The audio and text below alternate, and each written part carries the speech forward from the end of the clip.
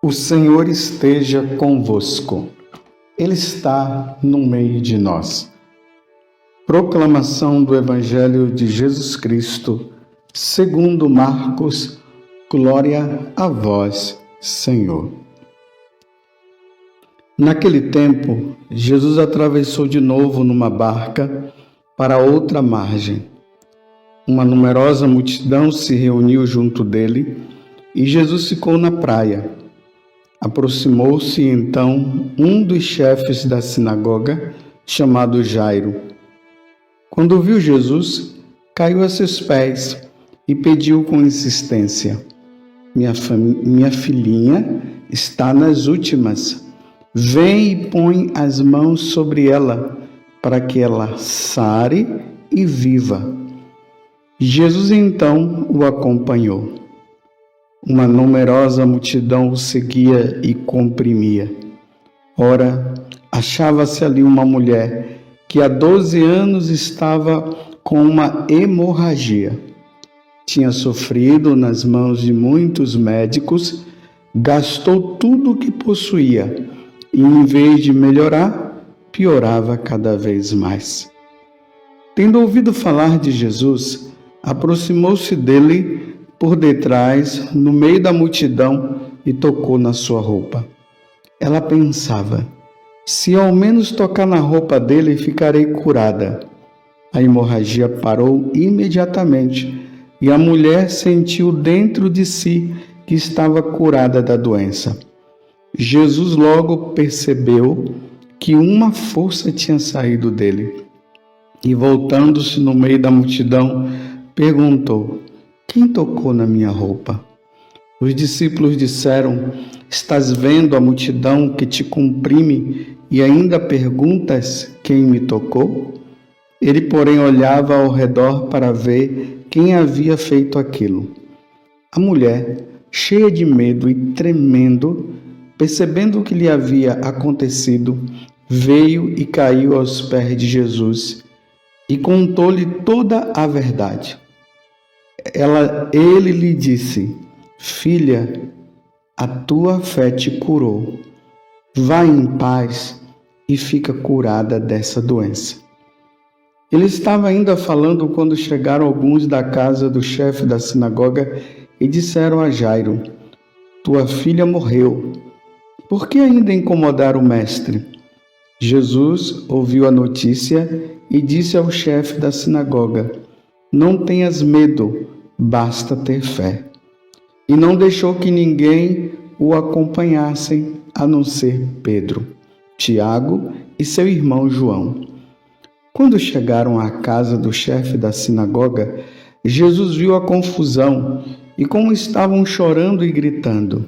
Então ele entrou e disse: por que essa confusão e esse choro? A criança não morreu, mas está dormindo. Começaram então a caçoar dele. Mas ele mandou que todos saíssem, menos o pai e a mãe da menina, e os 3 discípulos que acompanhavam. Depois entraram no quarto onde estava a criança. Jesus pegou na mão da menina e disse: Talita cum, que quer dizer: menina, levanta-te. Ela levantou-se imediatamente e começou a andar, pois tinha 12 anos. E todos ficaram admirados. Ele recomendou com insistência que ninguém ficasse sabendo daquilo e mandou dar de comer à menina. Palavra da salvação. Glória a vós, Senhor. Meus irmãos e minhas irmãs, hoje, com muita alegria, a igreja celebra São João Bosco, conhecido tradicionalmente por nós como Dom Bosco. Dom Bosco, ele, diante das situações dos jovens que ele se deparou no seu tempo, lá na Itália, vendo os jovens na rua, sem nenhuma perspectiva de vida no futuro, ele, inspirado porque Deus o tocou no coração, Dom Bosco passou a cuidar dessas crianças. E a inspiração dele foi criar um oratório onde as crianças e esses jovens, na verdade eram mais jovens, pudessem ter uma educação profissional e uma educação cristã. A preocupação principal de Dom Bosco era a questão da catequese. Porque Dom Bosco estava preocupado com a salvação daqueles meninos. E aí, ele hoje é considerado um grande educador, é um dos pais da educação. Dom Bosco, ele dedica a congregação dele a São Francisco de Sales. Por isso que nós chamamos os salesianos de salesianos por causa de São Francisco de Sales. Que Dom Bosco, que estava preocupado com a educação, com a profissão daqueles meninos, mas também preocupado com a salvação deles. Por isso, ele dava a catequese, ensinava, ele levava horas atendendo a confissão dos meninos. Que Dom Bosco possa interceder por esses tempos difíceis que nós estamos vivendo hoje, ainda mais na questão educacional, que é a preocupação de muitos pais católicos. Mas voltemos ao Evangelho. O Evangelho de hoje, vocês percebam que é uma continuação.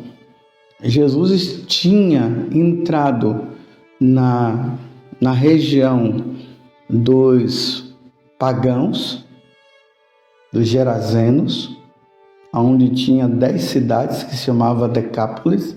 Lá tinha aquele homem que estava naquela situação deprimente. Ele estava com 6.000 demônios no corpo. Imagina só, era uma legião. E Jesus liberta aquele homem, mas o povo da cidade não aceitou Jesus e mandou Jesus embora. Aí Jesus sai, volta para a região de novo de Israel. Por isso que aqui fala assim: Jesus atravessou de novo numa barca para outra margem, agora para a margem de cá, onde está o povo de Israel. Lembremos que nós estamos no capítulo 5, do versículo 1 até o 43º do Evangelho de São Marcos. E ali acontece 2 fatos. Um homem vem apressadamente ao encontro de Jesus e diz para ele era um dos chefes da sinagoga, chamado Jairo. Ele dizia: minha família está nas últimas, vem e põe as mãos sobre ela para que ela sare e viva. Então Jesus o acompanhou e foi.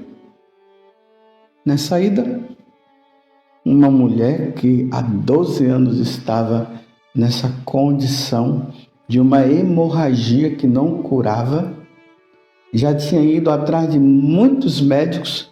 Lembre-se que eu estou apenas narrando o que eu acabei de ler. E aí, não tinha encontrado ninguém que a curasse, então, ela, ouvindo de Jesus, que Jesus estava fazendo muitas curas, ela vai. Só que ela tinha uma questão: ela era considerada impura por causa dessa hemorragia e ela não podia se aproximar de ninguém. Mas ela entra no meio ali da multidão e aí ela pensa: se ao menos eu tocar na roupa dele eu vou ficar curada. E aí aconteceu. E nós vimos todo o resto da narração. Jesus disse: quem me tocou? Os apóstolos: mas como o senhor está falando que me tocou? Você, com essa multidão aqui? Então a mulher vai lá e conta o que aconteceu, e Jesus a cura e diz: vá em paz. Ela já tinha sido curada. Jesus disse: vá em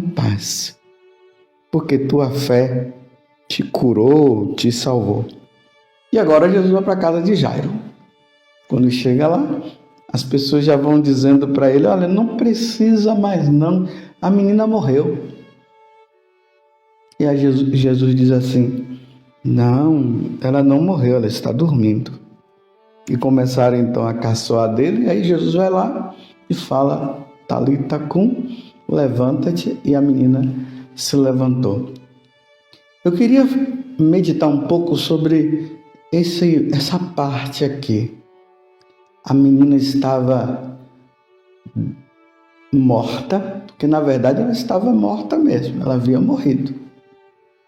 E aí São Beda, né, e os santos padres trazem uma coisa belíssima a partir desse momento.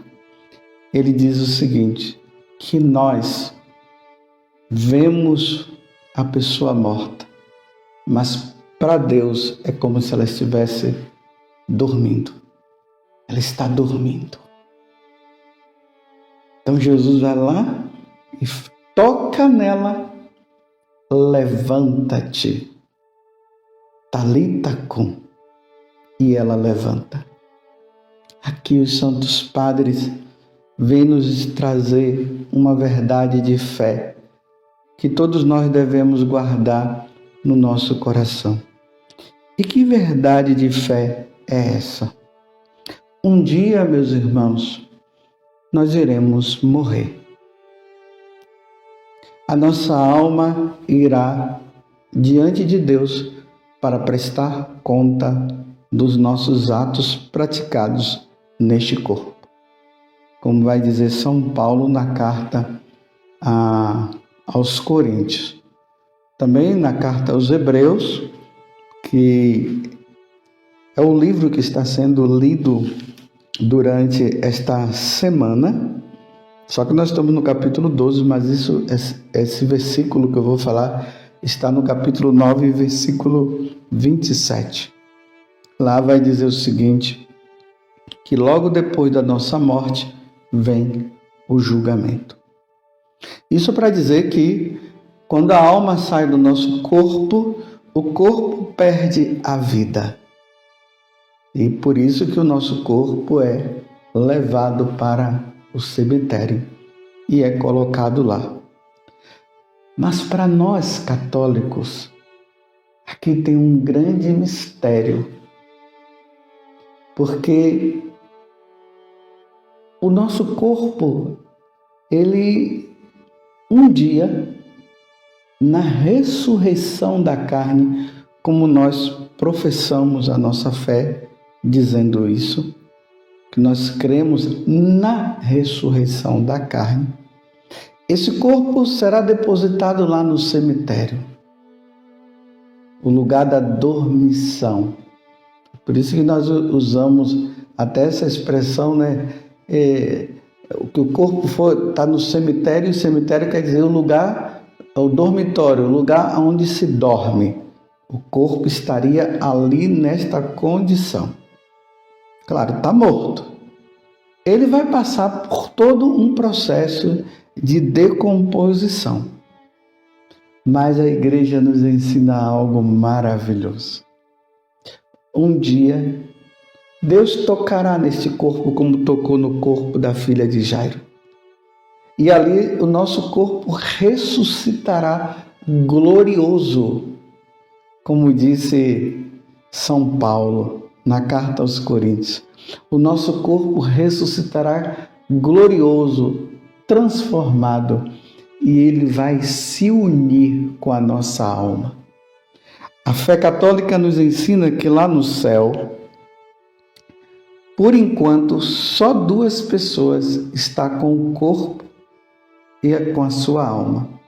Jesus, que ele ressuscitou glorioso, e a carne dele, a natureza humana dele não desapareceu não, ela continua, viu? Está lá no céu, com a sua natureza humana e com a sua natureza divina.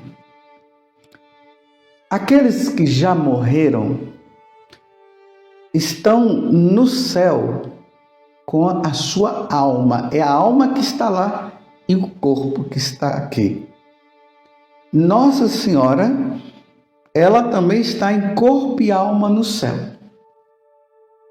O corpo dela não passou pela decomposição. Só que a alma dos santos que estão lá, elas estão esperando a ressurreição da carne que vai acontecer um dia. Aí lá no céu nós teremos o nosso corpo e teremos a nossa alma. E lá nós glorificaremos e viveremos com Deus para sempre.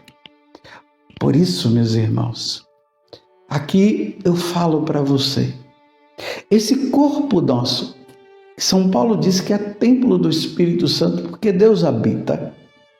Vamos fazer o possível, meus irmãos, para que esse corpo não se suje na lama do pecado, principalmente na lama do pecado mortal.